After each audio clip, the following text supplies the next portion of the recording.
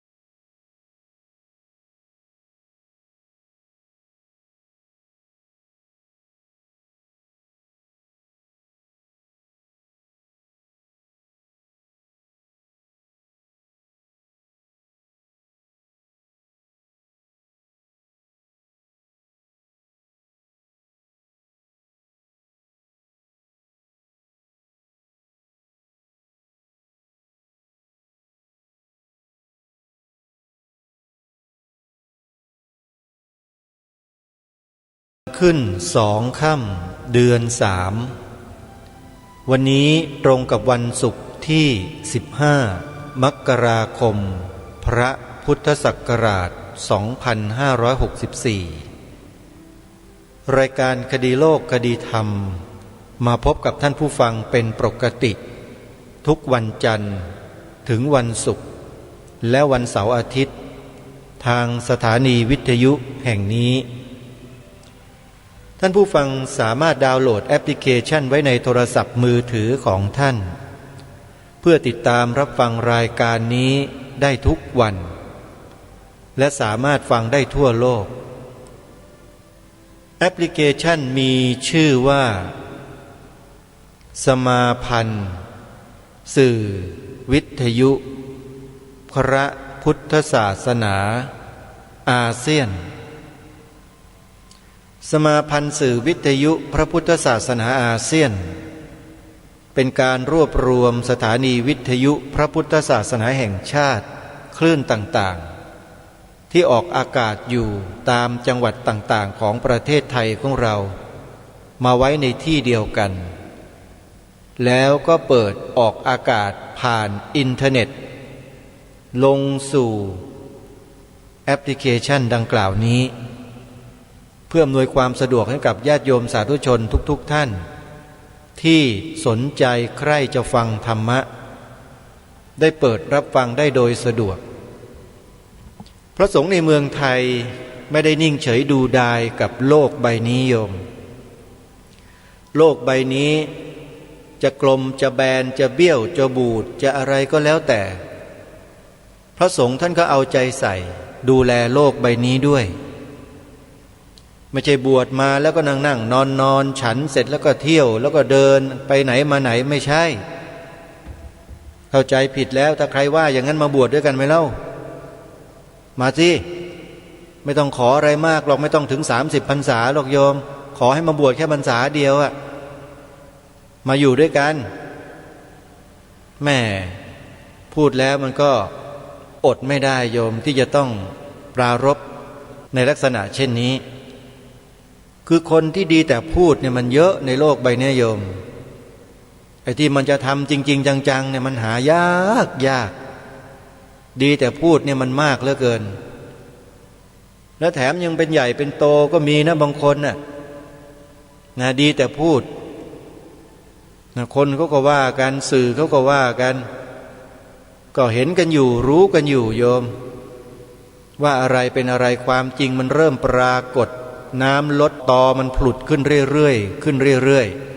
ๆรายการคดีโลกคดีธรรมก็มีหน้าที่ที่จะมาวิเคราะห์ให้ท่านทั้งหลายได้ฟังกันท่านสาธุชนท่านใดที่พอมีสติมีปัญญาพอจะคบคิดพิจารณาทบทวนหาเหตุหาผลได้ก็ถือว่าเป็นประโยชน์ของท่านผู้ฟังนะฮะที่ท่านสามารถคบคิดพิจารณาแล้วเห็นภาพแล้วเข้าใจก็ขออนุโมทนาสาธุด้วยส่วนใครที่ยังไม่เข้าใจก็ต้องศึกษาพิจารณากันต่อไปหวังว่าสักวันหนึ่งท่านทั้งหลาย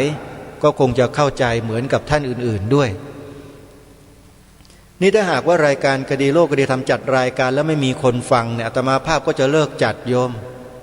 ไม่รู้จะจัดไปทำไมไม่มีประโยชน์นะแต่ปรากฏว่ามีญาติโยมฟังกันเยอะฟังกันมากแล้วก็เพิ่มขึ้นเรื่อยๆเพราะว่ารายการนี้พูดจาตรงพูดความจริงแล้วก็ไม่รู้จะกลัวใครไม่รู้จะกลัวอะไรเพราะบวชมานี่ไม่ได้บวชเพื่อใครบวชมาเนี่ยบวชเพื่ออุทิศแด่พระรัตนตรัยแล้วมีหัวใจที่เสียสละรักชาติศาสนาพระมหากษัตริย์ยิ่งกว่าตัวเองโยมว่าจริงหรือเปล่าที่พูดเนี่ยถ้าอาตมาภาพรักตัวเองอาตมาภาพเป็นคนเห็นแก่ตัวอาตมาภาพจะมานั่งทำรายการแบบนี้เพื่ออะไรลองพิจารณาข้อนี้ให้ดีนะโยมนะ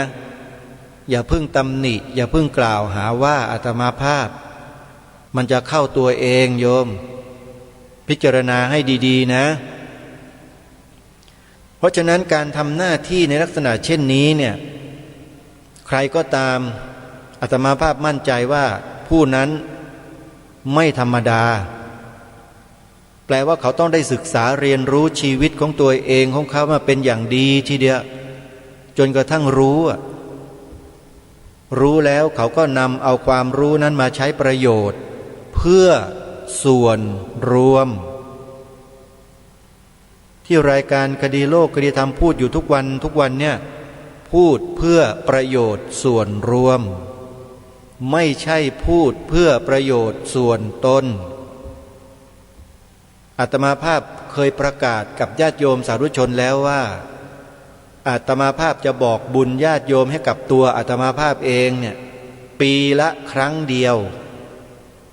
ปีเนี้ยจำได้พูดเมื่อวันที่2 มกราคมที่ผ่านมาโยมไปฟังดูสิไปย้อนฟังดูได้2 มกราคม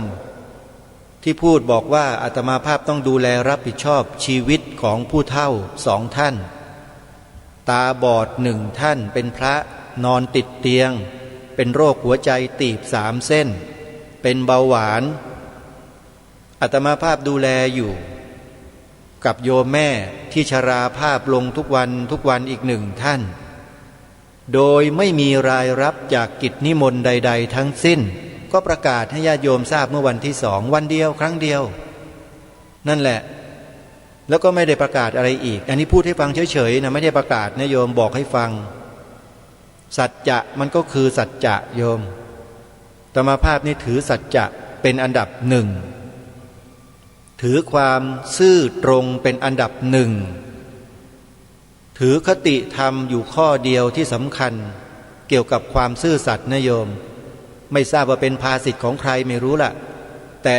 ใช้ได้ดีมากเลยคือภาษิตที่ว่าซื่อกินไม่หมดคดกินไม่นานไม่มีใครรู้จักตัวเราเองเท่ากับตัวเราซื่อสัตย์สุจริตหรือขี้โกงคนอื่นไม่รู้หรอกโยมเราจะพูดจาอย่างไรก็ตามคนอื่นเขาไม่รู้ข้างในใจเราหรอกบางคนพูดจาอ่อนหวานไพเราะโยมพ่อโยมแม่จ๊ะแม่จ๋า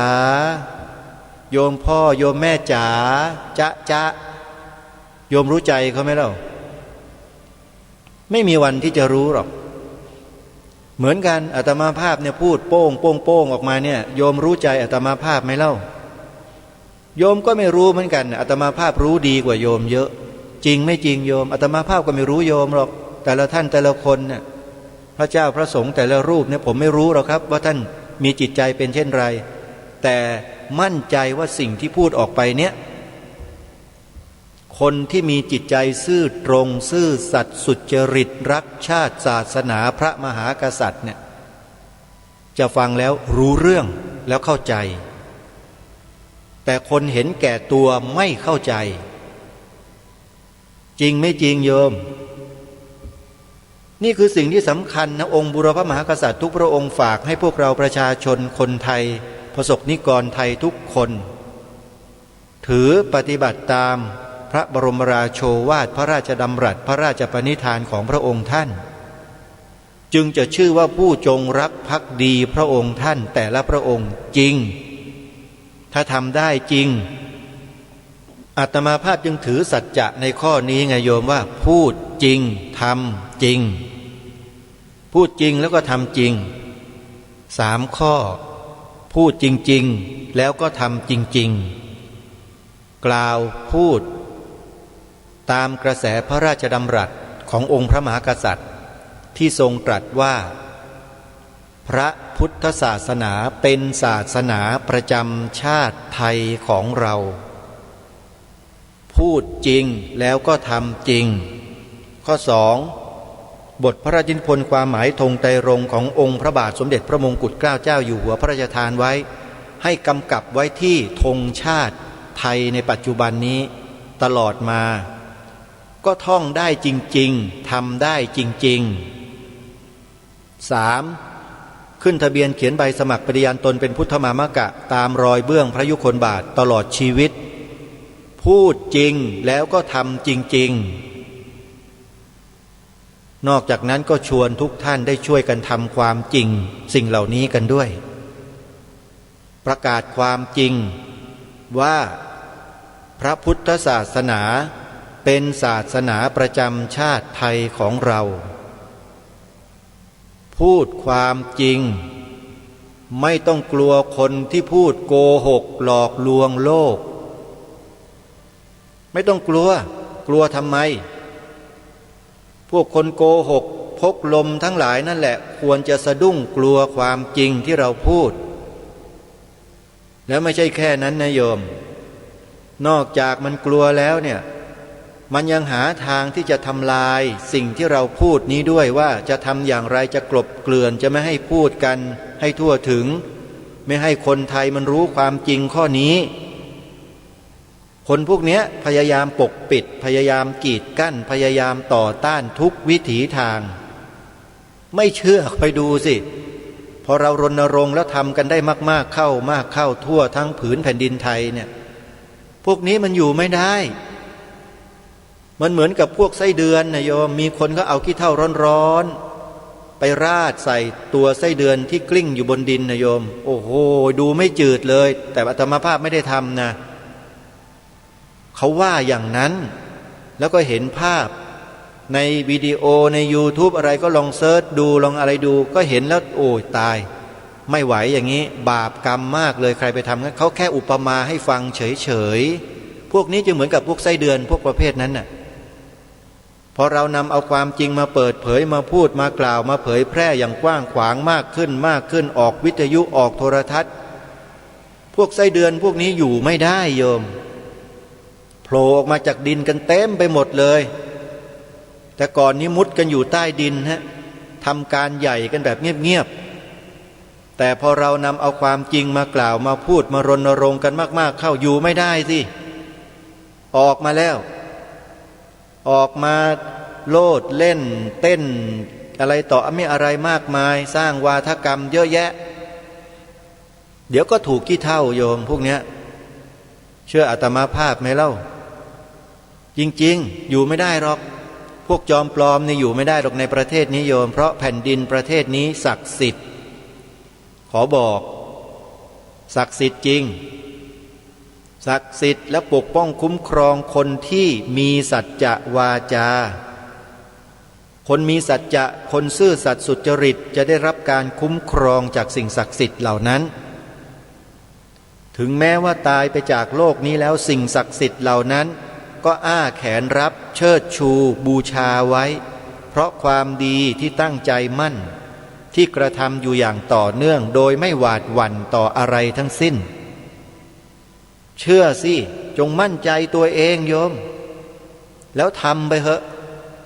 สิ่งที่ให้ทำ3 ข้อนี่คือความดีทั้งนั้นเลยเป็นของดีเป็นสิ่งที่ดีเป็นสิ่งที่เป็นมหามงคลทั้งนั้นใครว่าไม่ใช่บ้างไม่มีใครกล้าบอกว่าไม่ใช่หรอกโยมนอกจากพวกผีที่มาอาศัยแฝงตัวหากินอยู่กับบ้านกับเมืองเรานี่แหละพวกผีนะไม่ใช่คนนะโยมกลัวความจริงการที่เราจะต่อสู้สิ่งที่ผิดสิ่งที่ไม่ถูกต้องทั้งหลายทั้งปวงที่บรรดามีอยู่ในสังคมในบ้านในเมืองเนี่ยเราสู้ด้วยวิธีอื่นใดไม่ได้นอกจากใช้ความจริงเข้ามาสู้กับความไม่จริงอย่างสีขาวในธงชาติไทยเนี่ยโยมสีขาวของธงชาติไทยในปัจจุบันเนี่ยเอาโยมลองตอบสิลองตอบดูสิที่ฟังรายการอยู่หรือจะนำไปถามลูกหลานเยาวชนคนไทยเราทุกฝ่ายเพื่อให้ตอบพร้อมๆกันก็ได้ว่าดูที่มันจะเหมือนกันไหมตอบอ่ะสีขาวในธงไตรรงค์หรือธงชาติไทยเราเนี่ยหมายถึงศาสนาอะไรสีแดงหมายถึงชาติสีขาวหมายถึงศาสนาสีน้ำเงินหมายถึงพระมหากษัตริย์เนี่ยลองตีความออกมาให้ชัดเจนถูกต้องที่ว่าหมายถึงศาสนาอะไรสีขาวเนี่ยลองถามกันดูสิถามตัวเราก่อนเราเนี่ยตอบได้ไหมมีความมั่นใจในการตอบคำถามนี้ไหมเนี่ยคือความจริงที่พวกเราไม่ค่อยกล้าสู้กันพูดกันไม่เต็มปากเต็มคำตอบกันไม่เต็มปากเต็มคำอึกอักไม่กล้าที่จะตอบกันตรงๆจริงๆให้ถูกต้องไม่กล้าถามตัวเราเองด้วยว่าเราเป็นอะไรขี้ขลาดกันถึงขนาดนั้นเชียวคนที่ไม่กล้าตอบความจริงข้อนี้ไม่ว่าจะใหญ่โตมาจากไหนก็ตามเธอถามตัวเองดูที่ว่าทำไมไม่กล้าตอบไม่กล้าพูดให้มันจริงๆตรงๆว่าสีขาวเนี่ยในธงชาติหมายถึงศาสนาอะไรทำไมไม่พูดอะไรมันอุดปากเราอยู่เราจึงพูดไม่ได้เนี่ยลองถามตัวเองดูสำหรับอาตมาภาพและผู้ฟังรายการคดีโลกคดีธรรมผู้มีความซื่อสัตย์สุจริตมีสัจจะเนี่ยเขาตอบทันทีเลยว่าสีขาวในธงชาติหมายถึงพระพุทธศาสนาเท่านั้นมีคำว่าเท่านั้นอยู่ด้วยนะกำกับเอาไว้ด้วยสงวนสิทธิ์ไว้เฉพาะเลยเพราะองค์พระบาทสมเด็จพระมงกุฎเกล้าเจ้าอยู่หัวและองค์บูรพมหากษัตริยาธิราชเจ้าของปวงชนชาวไทยของเราทุกๆพระองค์ทรงยืนยันและทรงกำชับไว้เลยว่าสีขาวหมายถึงพระบวรพุทธศาสนาเท่านั้นองค์พระบาทสมเด็จพระมงกุฎเกล้าเจ้าอยู่หัวจึงมีพระราชนิพนธ์กำกับไว้อย่างชัดเจนในสีขาวว่าขาวคือบริสุทธิ์สีสวัสดิ์หมายพระไตรรัตน์และธรรมะคุ้มจิตไทยมีคำว่าบริสุทธิ์สีสวัสดิ์ไว้ด้วยนะอย่าลืมพระองค์ทรงกำกับไว้ชัดจำกัดไว้เฉพาะเลยสีขาวเนี่ยคือบริสุทธิ์สีสวัสดิ์ไม่มีอะไรมาเกี่ยวข้องและพระองค์ก็ทรงให้ความหมายว่าคือพระไตรรัตน์และธรรมะคุ้มจิตไทยถ้าคนไหนคนใดในประเทศนี้ไม่ว่าจะเป็นใครก็ตามจะอยู่ในฝ่ายบริหารตุลาการนิติบัญญัติไปตีความสีขาวในธงชาติเป็นอย่างอื่นเมื่อไหร่เราจะถือว่าท่านน่ะคือคนที่กบฏต่อชาติบ้านเมืองตัวเองท่านกล้าไหมเล่าที่ท่านจะไปตีความเป็นอย่างอื่นที่นอกเหนือไปจากพระราชนิพนธ์ของพระองค์ท่านมีใครบ้างที่จะทำเช่นนั้นช่วยประกาศตัวตนเองออกมาให้สังคมสาธารณะในประเทศนี้เขาได้รู้ด้วยเดี๋ยวจะช่วยประกาศให้แสดงตัวออกมา มีไหมเล่าท่านผู้ฟังที่กำลังฟังรายการอยู่ท่านอย่าคิดว่าพระรูปนี้กลางพระรูปนี้นักเลงพระรูปนี้ไม่มีสมณะสารูปท่านอย่าคิดอย่างนี้นะท่านนะท่านไปศึกษาดูข้อมูลมาก่อนว่าคนไหนหน่วยงานใดมาทำลายพระราชนิพนธ์ของพระองค์ท่านบิดเบือนพระราชนิพนธ์ความหมายธงชาติหรือธงไตรรงค์ของพระองค์ท่านไปดูให้ดีก่อนจะมาตำหนิอาตมาภาพที่พูดแบบนี้เตือนสติท่านไว้ก่อนนะถ้าท่านไม่รู้ท่านอย่าพูดนะถ้าไม่รู้อย่าพูดอย่าตำหนิท่านฟังให้ดีๆแล้วท่านไปดูหลักฐานในสิ่งที่พูดว่าเป็นจริงหรือไม่ถ้าไม่เชื่อท่านก็ไปถามหัวหน้าส่วนป้องกันประเทศของวิทยาลัยป้องกันราชอาณาจักรดูสิหัวหน้าส่วนป้องกันประเทศวิทยาลัยป้องกันราชอาณาจักรมาออกรายการโทรทัศน์กับอาตมาภาพเมื่อปีพระพุทธศักราช 2556 ถ้าจำไม่ผิดนะถ้าจำไม่ผิดท่านพลเอกท่านเนี้ยท่านเป็นหัวหน้าส่วนป้องกันประเทศของวปอ.มาจัดรายการอยู่กับอาตมาภาพ2 ครั้งครั้งสุดท้ายเนี่ยอาตมาภาพได้นำเอาหลักฐานการบิดเบือนบทพระนิพนธ์ความหมายธงไตรรงค์ซึ่งทำเป็นหนังสือของทางราชการแจกไปทั่วประเทศ 50,000 เล่มมาโชว์ให้ท่านดูที่หน้าจอทีวีอินเสิร์ตให้เห็นเลยแล้วก็พูดรายการออกไปแล้วก็ถามท่านว่ากรณีอย่างเนี้ยท่านพลเอก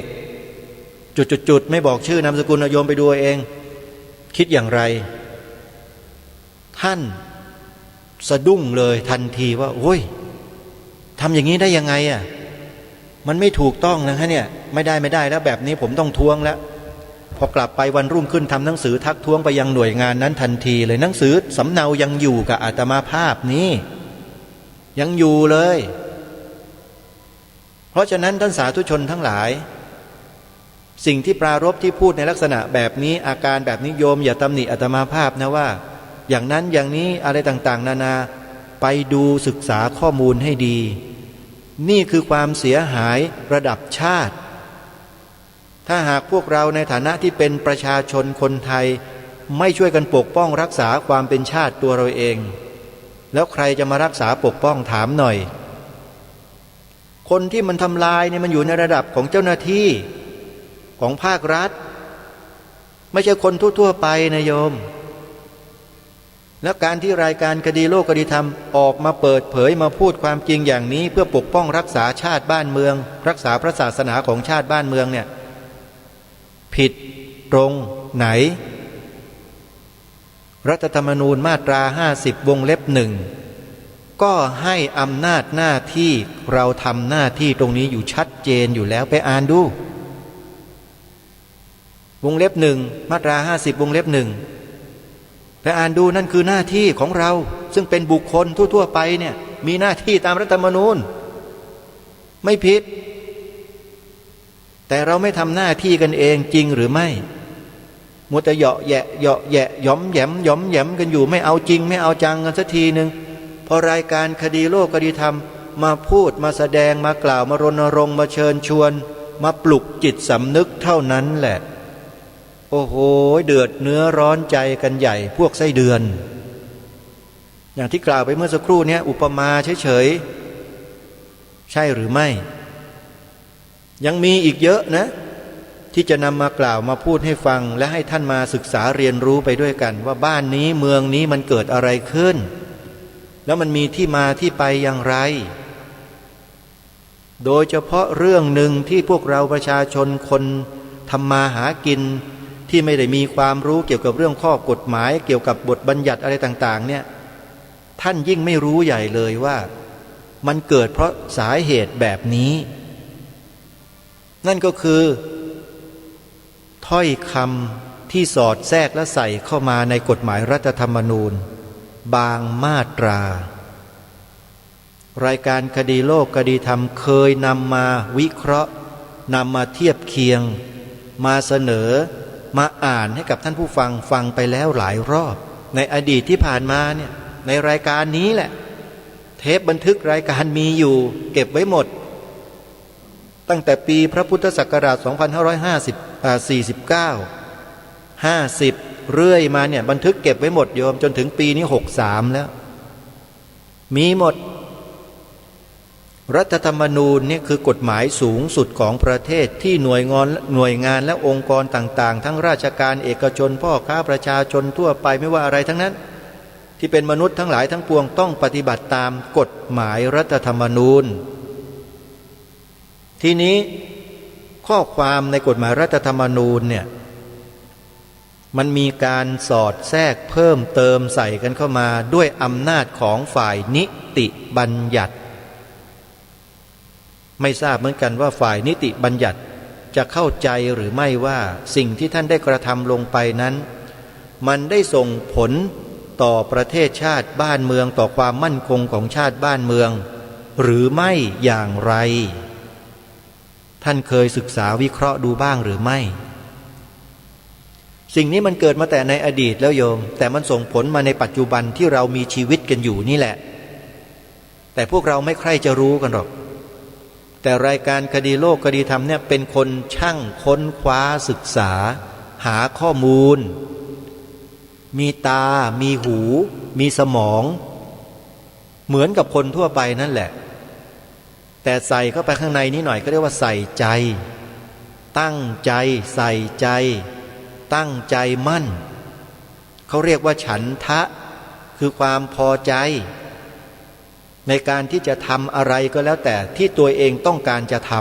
ำแล้วสิ่งนั้นไม่ได้สร้างความเดือดร้อนให้กับชาติศาสนาพระมหากษัตริย์เป็นการปกป้องรักษาเชิดชูสถาบันทั้งสามทำทันทีโดยไม่เกี่ยงไม่งอนไม่ง้อใครแล้วก็ไม่เกรงอกไม่เกรงใจใครทั้งนั้น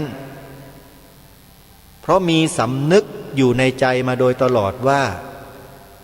พวกเราทั้งหลายตระกูลพ่อแม่ปู่ย่าตายายของเราเนี่ยทั้งหลายทั้งปวงที่เป็นลูกหลานคนไทยที่อยู่ได้อย่างปลอดภัยมีความสุขเพราะสถาบันของชาติทั้งสามนี้แหละโดยเฉพาะสถาบันพระพุทธศาสนากับสถาบันพระมหากษัตริย์ที่เคียงคู่ปกปักรักษาความเป็นชาติไทยมาจนถึงวันนี้ต้องน้อมรำลึกถึงพระมหากรุณาธิคุณและพระพุทธคุณอย่างสุดชีวิตไม่มีความที่จะเป็นอื่นใดไปได้นอกจากสองสิ่งนี้ตัวบุคคลที่ให้โอกาสเราที่เลี้ยงดูเรา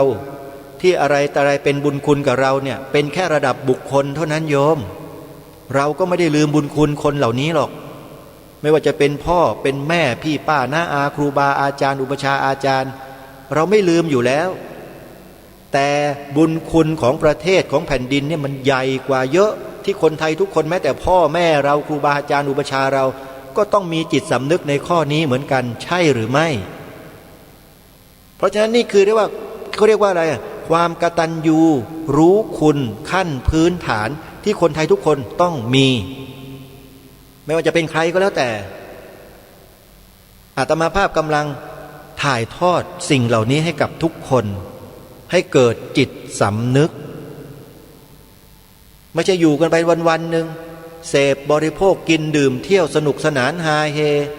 ไร้สาระกับชีวิตอยู่อย่างนั้นหันมามองดูความเป็นประเทศชาติบ้านเมืองของเรากันบ้างใครจะว่าอาตมาภาพเป็นคนบ้าเป็นคนโง่เป็นคนอะไรต่อไม่อะไรก็แล้วแต่อาตมานิ่งๆสงสารคนพวกนั้นสมเพชด้วยโยมว่ามีปัญญามีความรู้กันถึงขนาดนั้นแล้วทำไมถึงยังไม่เข้าใจได้ถึงขนาดนั้นอาจจะพูดคำว่าโง่ถึงขนาดนั้นก็พูดไม่ได้โยมอาตมาภาพเดี๋ยวโยมก็รับกันไม่ได้อีกทำไมจึงไม่เข้าใจกันได้ถึงขนาดนั้นเอาใช้คำนี้ดีกว่าจะดูเหมาะสมหน่อยเนาะไม่น่าเชื่อเลยใช่ไหมโยมมาคอยนินทาอาตมาภาพมาคอยตำหนิมาคอยพูดลับหลังกันอยู่ญาติโยมที่ฟังคนเหล่านั้นพูดก็พิจารณากันให้ดีๆนะพิจารณาดูให้ดี อาตมาภาพนี้เกิดมาเนี่ยโยมตั้งแต่ชีวิตเกิดมาเนี่ยเกลียดความทุจริตเกลียดความขี้โกงนี่อย่างมากเลยโยมไม่ชอบเอาเสียเลยเพราะถูกขี้โกงมาโดยตลอดถูกกระทำมาโดยตลอดโยมจึงเกลียดความทุจริตความผิดต่อตนเองคือไม่มีความซื่อสัตย์ต่อตนเองนี่เกลียดมากคนเราถ้าไม่มีความซื่อตรงไม่มีความซื่อสัตย์ต่อตนเองแล้วมันจะไปซื่อสัตย์ซื่อตรงต่อคนอื่นได้อย่างไรจริงหรือไม่เอาลองพิจารณาดูให้ดีนะข้อธรรมข้อเนี้ยจริงอาตมาภาพเชื่อเลยมั่นใจเลย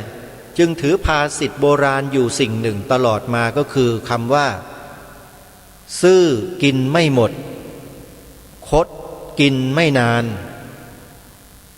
อาตมาภาพถือภาษิตตรงเนี้ยประจำใจตัวเองมาตั้งแต่เล็กๆเด็กๆเลยโยมป้าไปรับใช้โยมป้าก็สอนบอกพ่อแม่ก็สอนก็บอกครูก็สอนก็บอกผู้หลักผู้ใหญ่ก็สอนก็บอกให้ซื่อสัตย์สุจริตให้ซื่อตรงนะอย่าโกงนะอย่าขโมยนะอย่าอะไรต่อไม่อะไรนะเราไม่รู้หรอกว่านั่นคือเรื่องของศีลเราไม่รู้เด็กๆไปรู้เรื่องรู้ราวอะไรล่ะโยมก็ทำตามที่เขาบอกว่าให้ซื่อสัตย์นะมันเป็นอย่างนี้นะความซื่อสัตย์เนี่ยเขาก็อธิบายเขาก็บอกวิธีว่าเป็นอย่างนี้อย่างนี้เราก็จำมาตั้งแต่เล็กๆเลยไม่ขโมยของเพื่อนไม่ทำร้ายเพื่อนไม่อะไรทั้งนั้นมันติดเป็นนิสัยมาโดยตลอดแล้วมันก็เป็นอย่างนี้มาจนถึงเนี่ยอายุป่านนี้แล้วโยมมันก็ยังติดนิสัยสันดานเดิมแบบนั้นคือซื่อสัตย์สุจริตมันโกงใครไม่เป็นมันยักยอกใครไม่เป็นโยมแถมยังจะให้เขาเพิ่มอีกด้วยนะบางทีเป็นของตัวเองเนี่ยได้ซองได้ปัจจัยมาเนี่ยก็ยกให้เขาไปเลยก็มีไม่ได้มีชื่อไม่ได้มีอะไรหรอก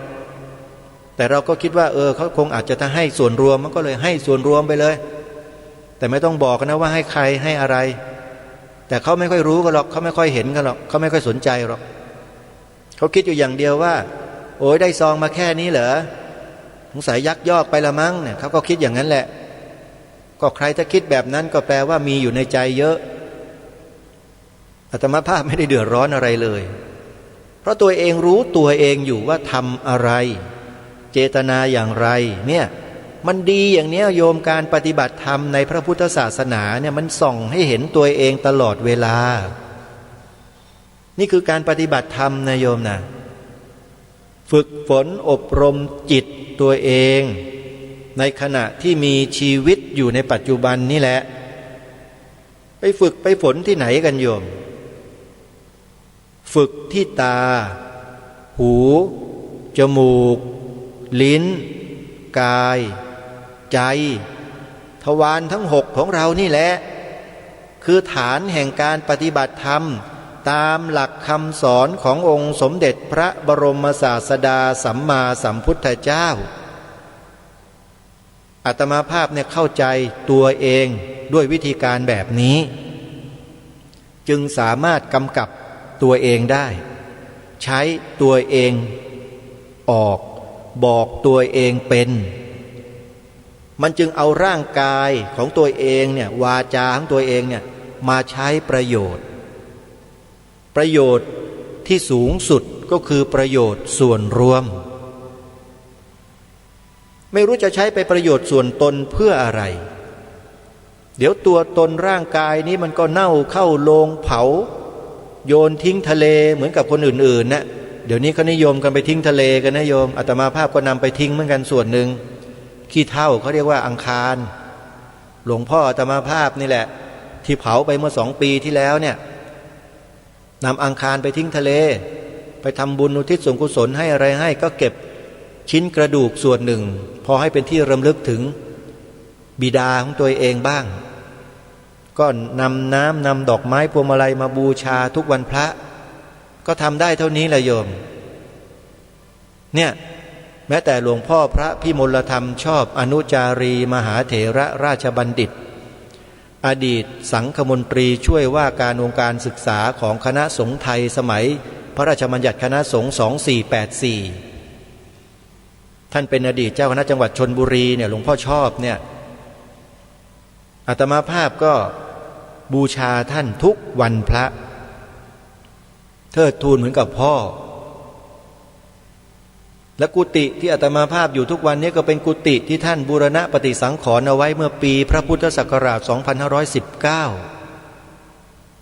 แล้วก็เริ่มที่จะผุพังแล้ว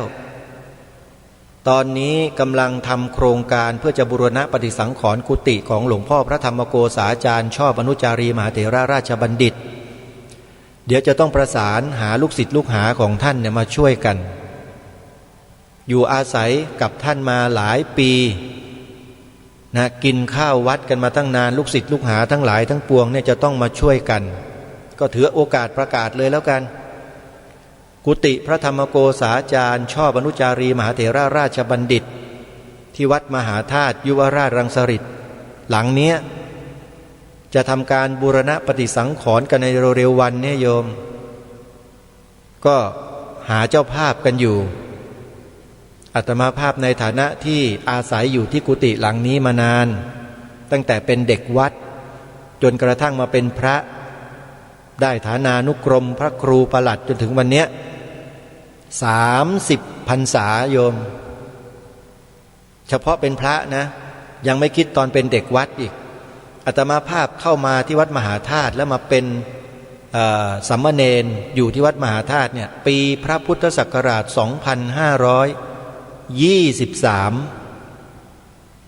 โยมว่านานไหมเล่าก็ลองคิดพิจารณาดูแล้วกันจนถึงวันนี้ก็ยังอยู่ที่กุฏิหลังเดิมนี่แหละตอนนี้หลังคาสุดโทรมมากใกล้ที่จะพังคลืนลงมาแล้วโยมและอาคารหลังนี้เป็นโบราณสถานโยมเป็นตำหนักเก่าโยมตำหนักสมเด็จพระราชาคณะซึ่งอยู่เคียงกับตำหนักสมเด็จพระสังฆราชแห่งกรุงรัตนโกสินทร์ตั้งแต่สมัยต้นรัตนโกสินทร์รัชกาลที่1ถึงรัชกาลที่3เนี่ยเมื่อทรงสถาปนาสมเด็จพระสังฆราช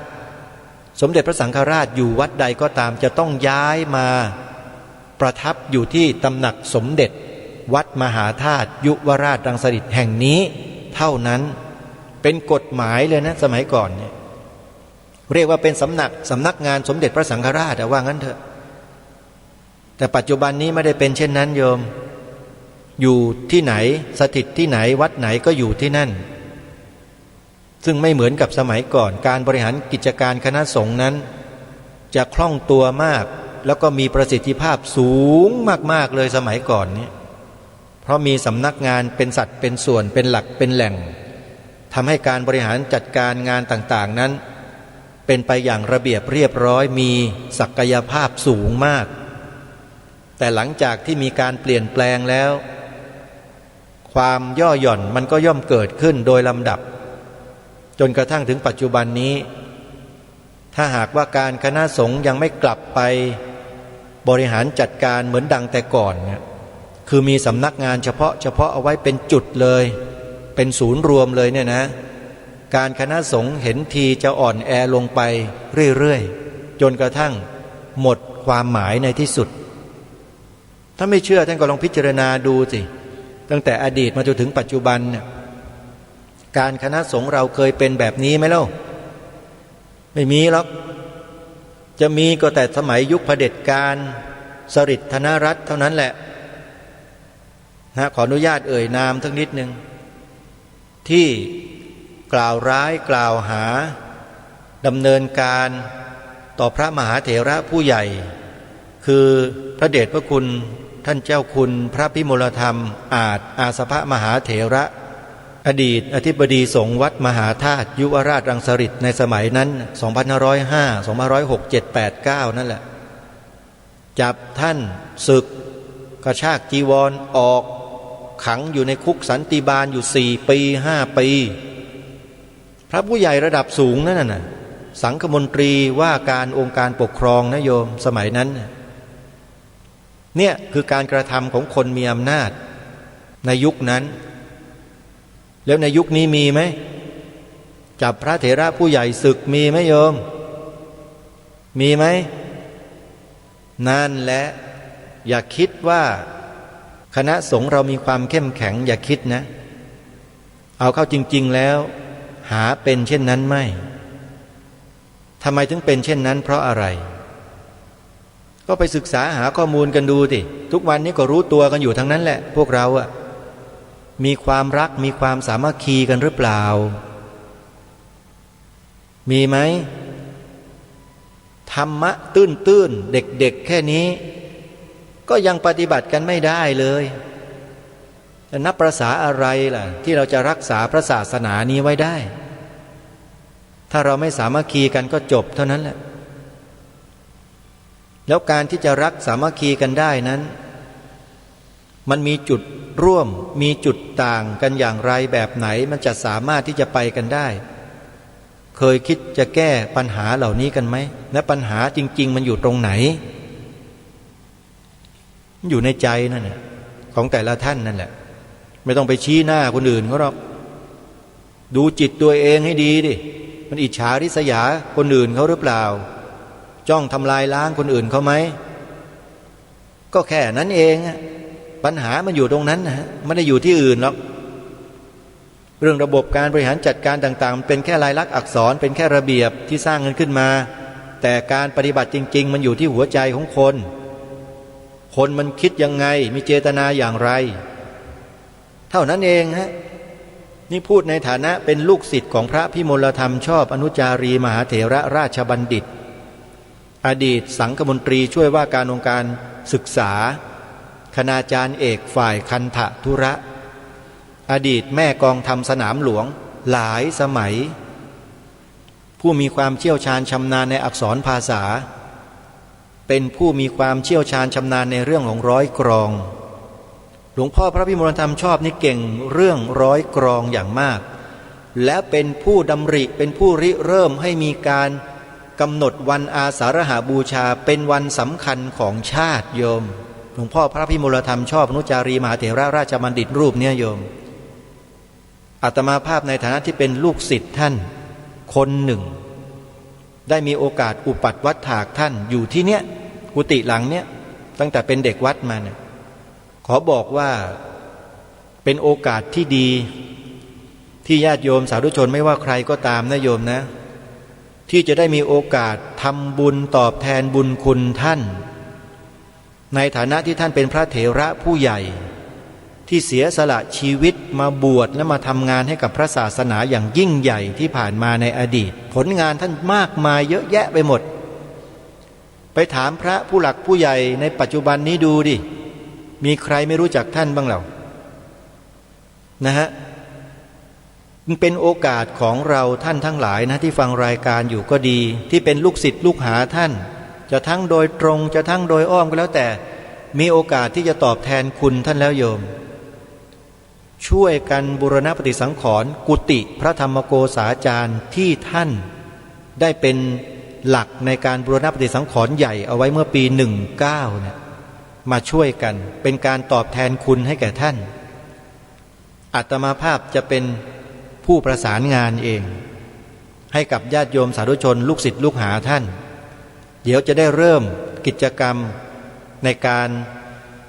ดำเนินการเรื่องนี้ในช่วงเดือนมกราคมนี้แหละ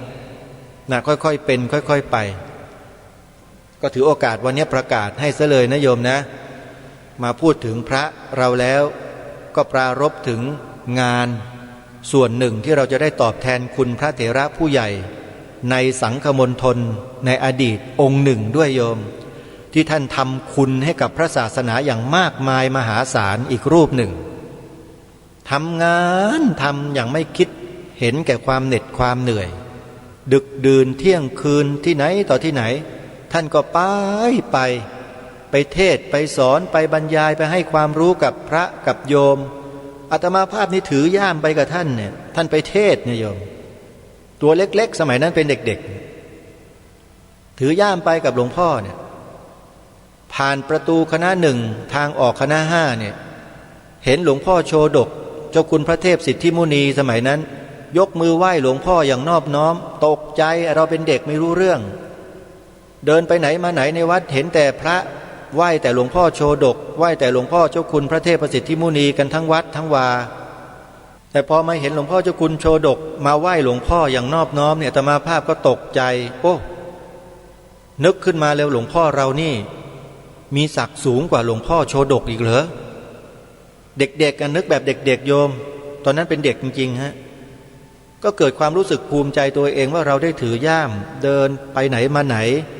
คอยอุปถากวัดถากหลวงพ่อคอยช่วยอะไรหลวงพ่ออยู่มาตั้งแต่เด็กๆก็ภูมิใจตัวเองก็อดที่จะพูดไม่ได้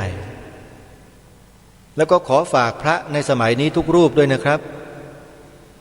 ไม่ใช่หมายความว่าจะรำเลิกตัวเองหรือจะยกตัวเองไม่ใช่ฮะขอให้เราเนี่ยสามัคคีกันฮะพระในสมัยอดีต